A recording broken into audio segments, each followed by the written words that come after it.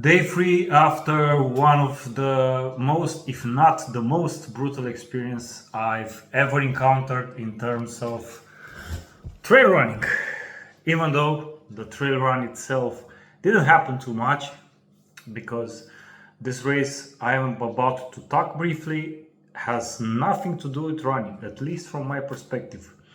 So I am touching base about 2x2 race. It's an ultra sky marathon of 45 kilometers long, 4,200 meters of ascent, and all the race entirely is held up 2,000 meters high, which is brutal for your breathing system, let's say it like this. So on 24th of August 2024, I've accomplished a long time goal. Well, not a long time, it's been a couple of years since I've dreamt of this. And the thing is that 2 years ago I've tried it first time and it was a complete mess and reason for many maybe to make fun of me. And of course it was very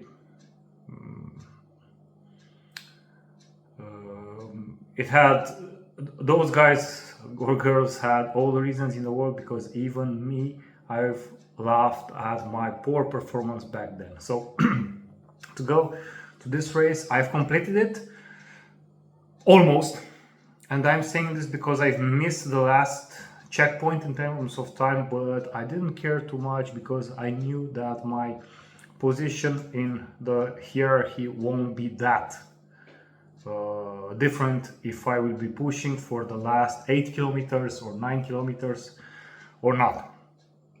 So I've just followed the process, and the last 3 kilometers entirely went very, very slow because I was drained out of energy and I didn't want to force anything. And on top of this, I had blisters on both my soles, so then it was even more complicated to push myself. But I did push myself up to Negoyu Peak, because Negoyu Peak was the 4th checkpoint and I've accomplished all 4 points. The last one was 14 hours at the end of the finish line, and I've completed the race in 15 hours. Well, what does this mean? In fact, the race starts at Bulea Lake at 2,034 meters above sea level. It's a glacier lake, a very popular one in Romania, and it climbs brutally towards Moldoveanu Peak. To Moldoveanu Peak there are around 13.5 kilometers. Now, this trail for an average hiker, not an average person, but for an average hiker, is around 10 hours one way.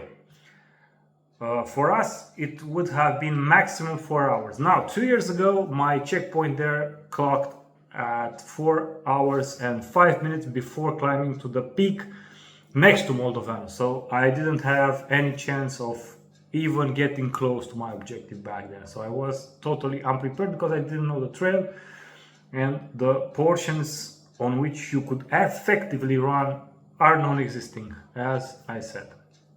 Now, what I've done. My training was very unspecific in the terms that I never go hiking.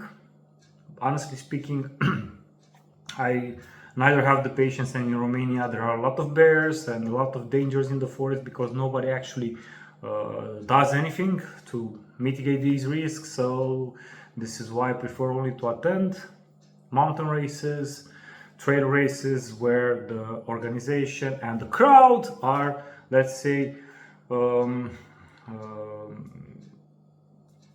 scaring away any potential dangerous animal. Okay, but none trail race I've been to is compared to this one, not by far. So this was the problem 2 years ago. Now, for me, the strategy for this year, since I didn't do anything similar to the race. It's a big mistake. I took it into account. It's my blame, but I didn't have the time and motivation to do it. So now, to mitigate this, I've tried to do some ascent in a park near me. It was pretty decent, but it was something completely different. Where then, what to do? My only chance, so to speak, was to rely on my good shape, because this year I've completed 4 mountain marathons and one 31-kilometer run in decent time. So this way I've concluded that I should give it a go this year, because I might be in the best shape of my life, especially when it comes to trail running with a lot of ascent. Then the only strategy I could follow was to note down exactly for every kilometer the exact amount of time I would be needing to spend in order to catch the first checkpoints. Because as you imagine, the more time you have when getting to a checkpoint, the better it will be for the next one. So for the Moldoveanu Peak, I've put 3 hours and 40 minutes as check time, 20 minutes ahead of time, and the strategy paid off. I've moved exactly on this path, and in the end it was exactly this time I've achieved there. So it was pure relief. Now the road back to Capra Lake was 3 hours 22. Combined should be 7 hours and 22 minutes.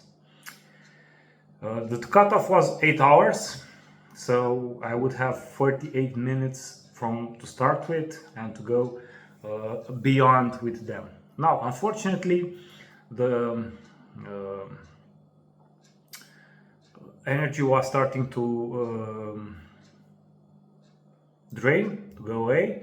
So then to Capra Lake, I've clocked 7 hours 41 minutes, which was 19 minutes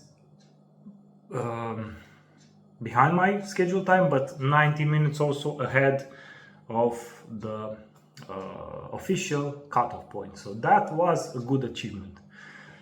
Now the second part of the trail started, and the ultimate goal was to reach Negoiu Peak. Negoiu Peak is the second highest in Romania, while Moldoveanu is the highest, and Viștea Mare, the one next to Moldoveanu, is the third highest peak in Romania. So basically all 3 peaks in one go.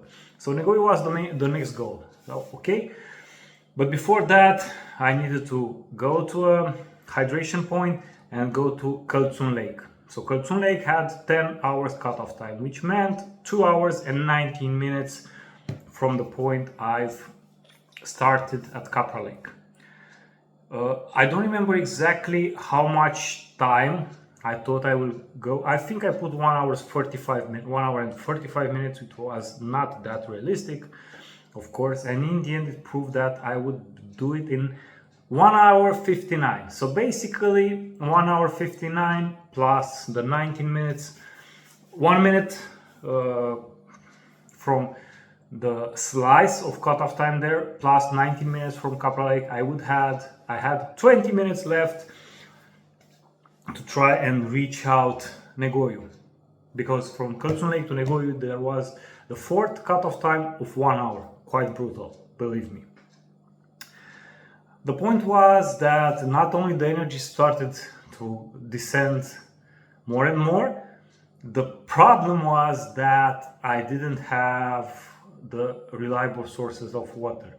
Don't get me wrong, I've drank towards this race more than 10 liters, but my need for fluids was constantly up, so then it was quite complicated to keep it up. I had a Camelback with some salty solution with magnesium of 2 liters. It was good, but it wasn't enough. So then my energy was lower and lower. The sun was burning at a 2000 meter high. It doesn't matter too much the degrees, but the sun was actually on my head because it was only mountain peak the entire length of the trail.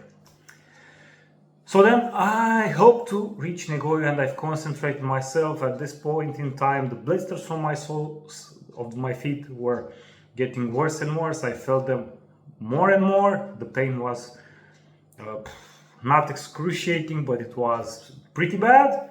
And then I knew it is a huge effort. Hikers and runners from the trail I've met didn't seem too encouraging for me to reach it that in time. I had 1 hour and 20 minutes from Kultsun, which was 20 minutes more comparing to the minimum cutoff time between Kultsun and Negoyu, which was 1 hour normally.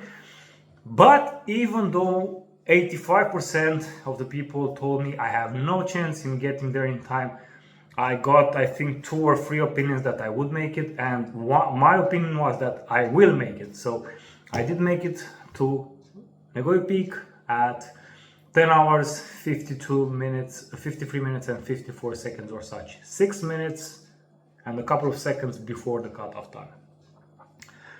Not only this, but five runners made it after me. Once I did it there, I knew that the last cutoff time is not that important. Why? Because the last cutoff time was at the finish line and it was 14 hours, 3 hours meaning from Negoyu to back to Bula Lake. But my shape was not the best one and I've decided not to force my body, especially on the last 3 kilometers. The first 5-6 kilometers were at a decent timing, not hugely speed, not very speedy, not too rapid, but it was enough. So I've, let's say, tried to get the best as possible. But after I've climbing Leitzel peak as well, because that was a peak you need to climb back and forth to Negoyu, my energy was at almost zero. In the end, I've reached out the hydration point. I filled myself up with water, it was good, but in the same time, the last 2 ascents were very slow for me because I didn't just